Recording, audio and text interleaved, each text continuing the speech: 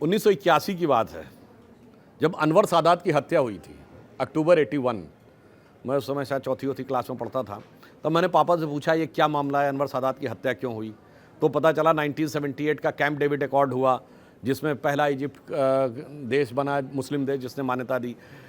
तो ये समझिए कि मुझे इतना इंटरेस्ट था कि मैंने अरब इज़राइल संघर्ष की पूरी बातें पिताजी से सुनकर मुझे कुछ कुछ समझ में आ गई।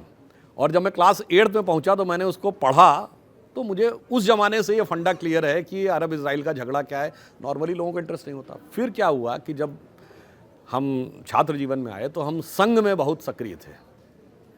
जो संघ में बहुत सक्रिय थे, वहाँ से जब हम पास आउट हुए तो फिर संघ से लखनऊ के संघ में, यूनिवर्सिटी से फिर भाजपा में, और फिर जब हम पास आउट हुए तो हमारे सामने एक और समस्या थी। हम सिविल सर्विसेज का एग्ज़ाम देना चाहते तो उस साल हमारी एज ही 21 साल नहीं थी, तो क्या करें, तो फिर तो 1 साल इंतजार करना था। तो वहाँ से फिर हम लोग संघ के विश्व संवाद केंद्र में जुड़े, यानी आरएसएस का मीडिया सेंटर, तो मीडिया वाले विभाग से जुड़े।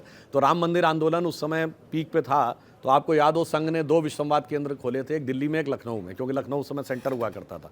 तो वहाँ से एक पत्रिका भी निकली थी, जिस समय उसके प्रधान संपादक डॉक्टर दिनेश शर्मा थे, जो अभी डिप्टी सीएम थे। उस समय वो युवा मोर्चा के प्रदेश अध्यक्ष रहे। मैं तो जस्ट पास आउट हुआ था, अभी 21 साल का था, तो हमको भी संपादक बना के जोड़ दिया गया। वहीं से फिर हमारी राजनाथ सिंह जी से मुलाकात हो गई। ये उस समय कल्याण सिंह जी की सरकार में शिक्षा मंत्री थे।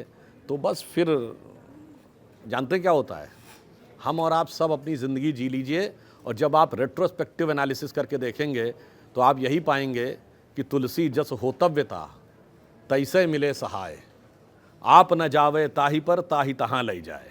यानी जैसी आपकी नियति होती है वैसी ही परिस्थितियां आपको मिलती चली जाती हैं। It is not you who goes there, it is your destiny which takes you there. इसीलिए हमारे यहाँ एक, अब आप कहेंगे तो सबको, तो फिर कर्म का सिद्धांत क्या है?